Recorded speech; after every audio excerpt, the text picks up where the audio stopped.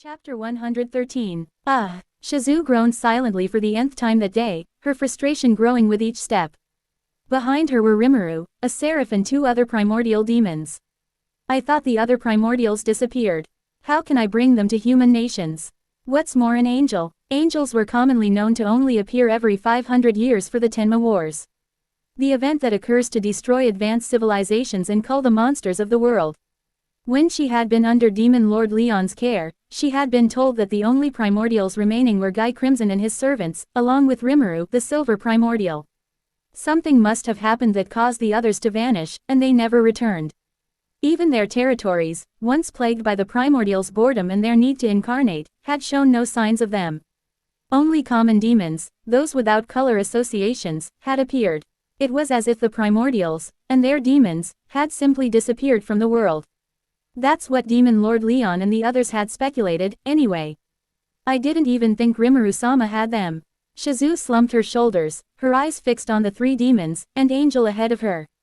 They were either chatting or arguing, especially when the blonde and purple-haired demons began bickering back and forth.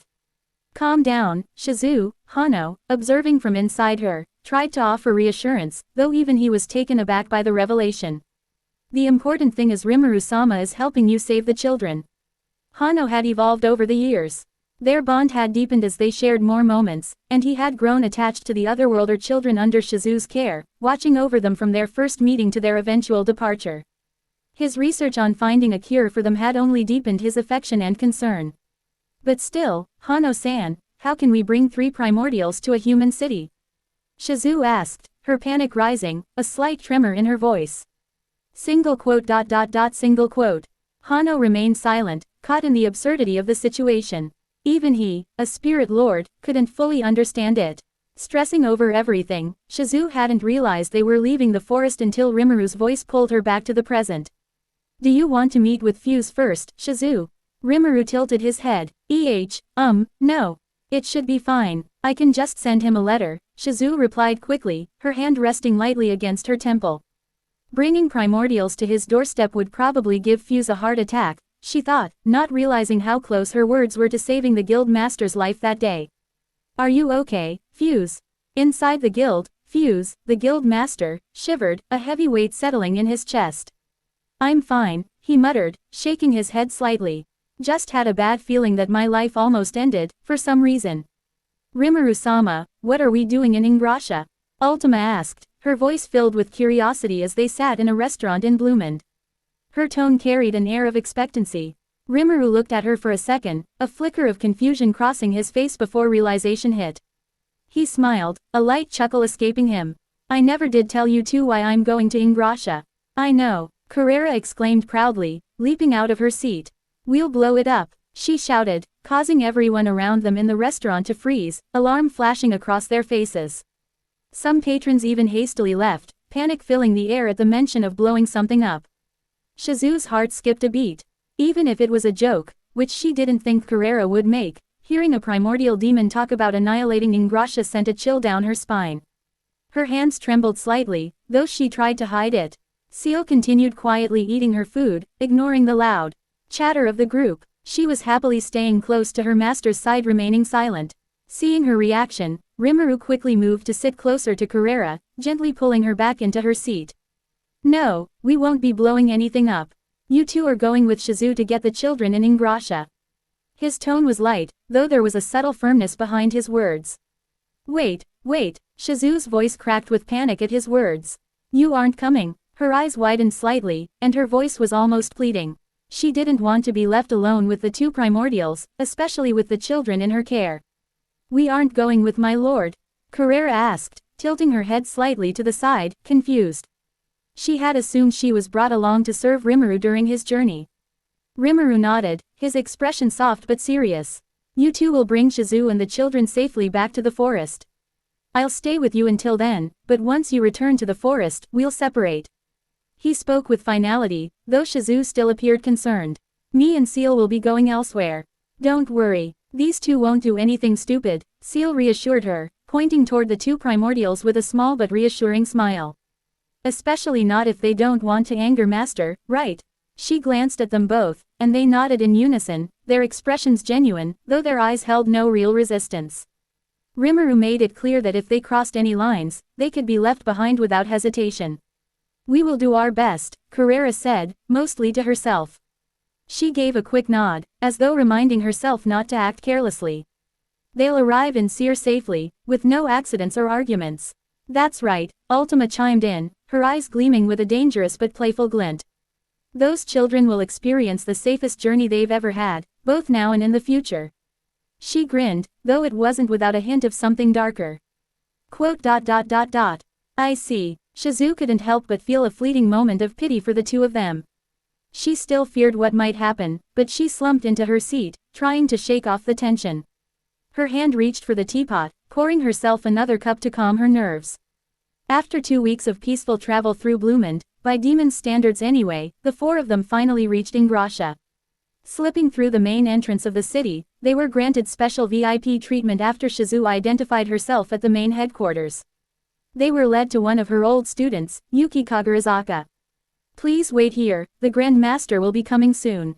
The receptionist bowed as she left, her movements precise, betraying nothing of the usual tension in these types of meetings.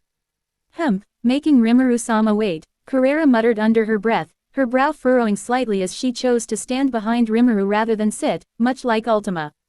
"Yeah, it's very rude of them," Ultima chimed in, her smile still innocent, though there was a glint in her eyes that made it clear she wasn't amused. "Should we?" "Quiet." Ciel's voice was sharp, and the two demonesses instantly froze.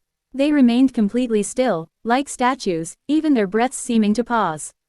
One might have wondered if they were alive at all, given how lifeless they appeared in the moment. The door suddenly swung open. "Hello, Shizue-sensei. It's been a while, hasn't it?" A young man with black hair waved cheerfully. His smile was genuine, and his energy was high as he moved to greet her. Shizue smiled warmly, her eyes lighting up. She immediately stood and gave him a hug. "Oh." Rimuru observed the scene, his curiosity piqued.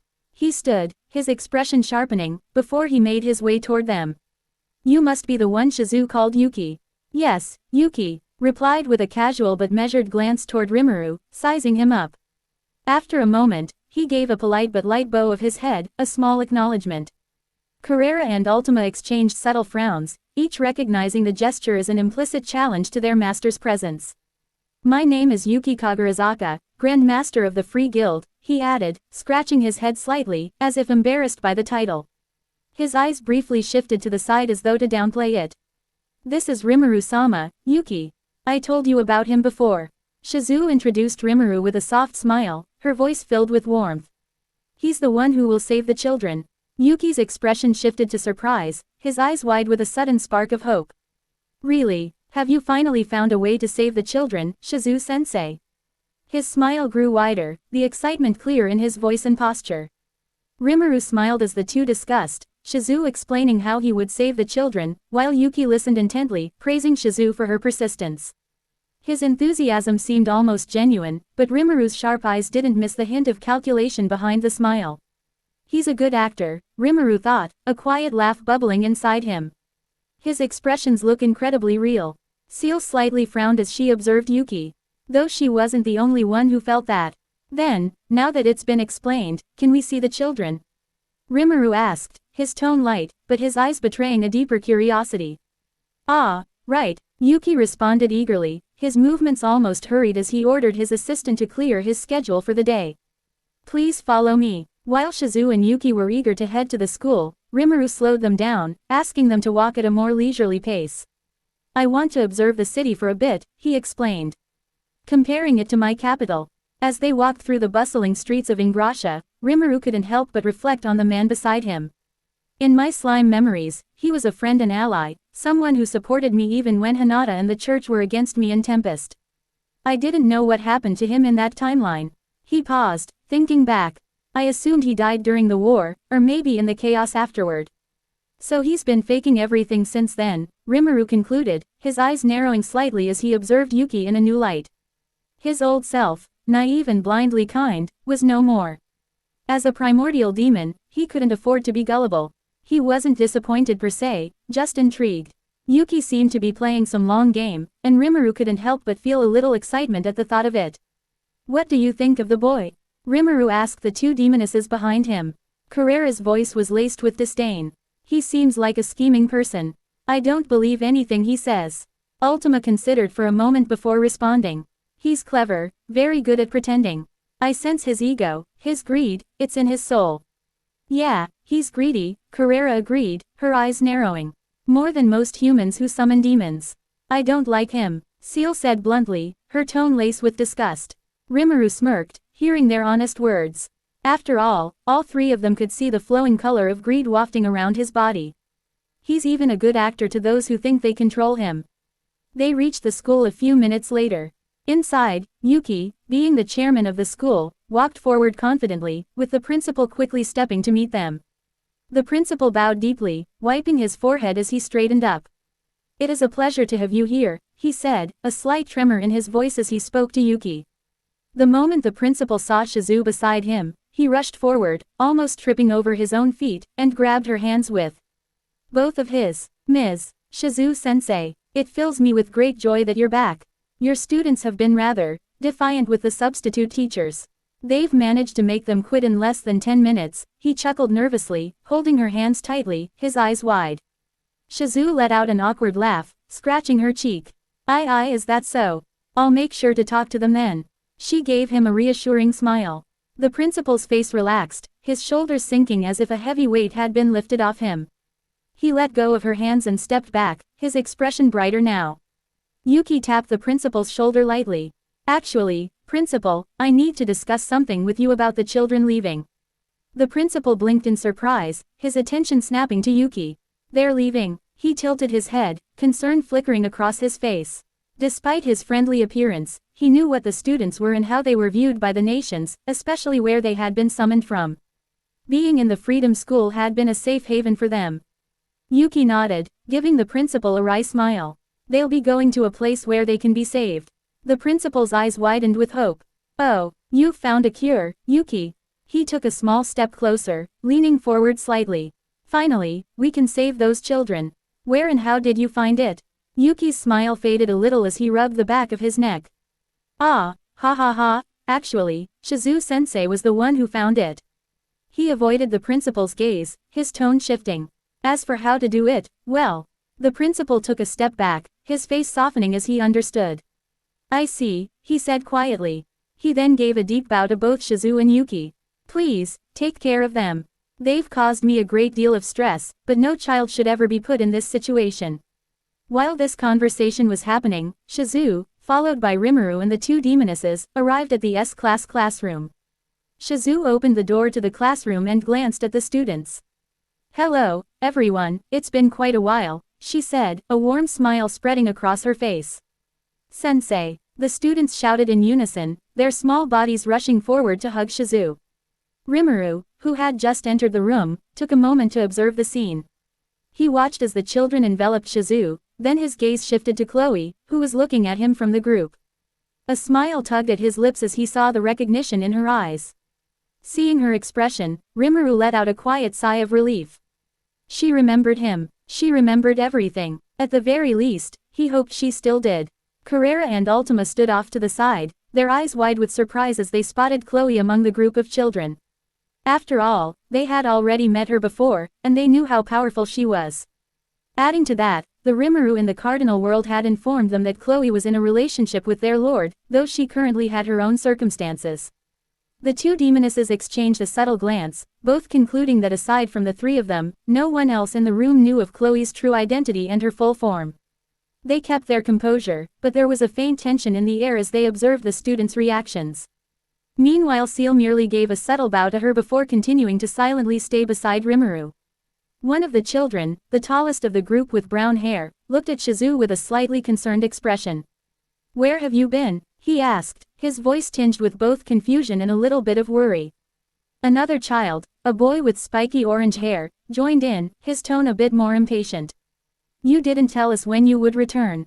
A third child, a blonde-haired little girl, pouted as she clutched a stuffed bear tightly to her chest. Her large, doe-like eyes looked up at Shizu. We were so worried, you know. Shizu chuckled softly, kneeling down to meet their eye level. I'm sorry, everyone. I had some things to take care of, but I'm here now, so don't worry. The students began to wipe their tear-streaked eyes, and it was then that a black-haired boy noticed the people standing with Shizu. Sensei, who are they? He asked, his curiosity piqued. His question drew the attention of the other children, and they all turned to Rimuru and the two demonesses. Each child reacted differently, some with wide-eyed curiosity, others with subtle caution.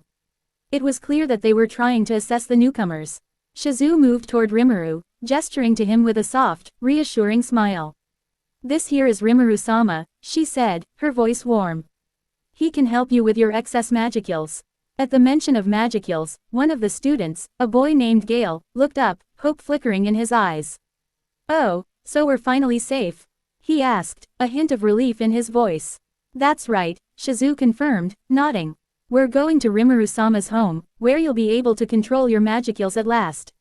A blonde-haired girl, who had been silently watching, tilted her head, skeptical but hopeful.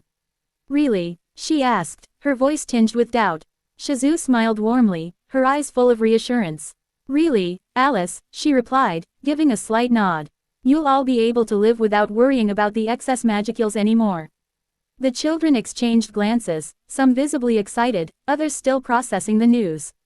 I think we can trust them, Chloe, the other black-haired child, said confidently. She gave a small smile, her tone sincere. They seem like nice people. Kenya, the boy with spiky orange hair, scratched the back of his head in thought, glancing at the others. Well, if Clokai says so, he shrugged, a grin tugging at his lips. Pleasure to meet you. Yes, pleasure to meet you. The rest of the students said in unison, each bowing politely toward Rimuru. Their movements were in perfect harmony, a clear sign of their respect for their teacher and the newcomers. Carrera, Ultima and even Seal stood off to the side, watching with subtle satisfaction. Their faces held a smug expression as they observed the children's politeness and the respect they were showing to their master. Just then, Yuki popped his head through the open door, his usual confident smile on his face. Looks like everyone's already explained the necessary parts, he said cheerfully. I've already talked to the principal, so you can all pack your things. He glanced at the children, his smile widening as they looked up at him. Wait, we're leaving now? Alice asked, her voice filled with confusion. She blinked, still processing the sudden shift in plans. Yuki nodded, his expression calm and reassuring. Yes, you'll be leaving by tomorrow morning. The children's eyes widened in surprise, and in an instant, they were rushing out of the classroom. Their footsteps echoed through the corridor as they scrambled to get to their dorm rooms. You should have told us sooner. One of them called out, their voice trailing off as they hurried away. Yuki and Shizu shared a laugh, watching the children's eager exit. It was clear they were excited for the change, even if it was happening so quickly. Thank you, Yuki, for taking care of them while I was away, Shizu said, her voice sincere as she turned to him. Yuki shook his head dismissively, a humble smile on his face. No need, Shizu-sensei, he replied with a chuckle. If anything, it was the principal and the other teachers who did their best. I just did what I could. Shizu smiled, feeling a sense of relief that the children had been in good hands while she was away. I appreciate it, regardless, she said warmly. To be continued.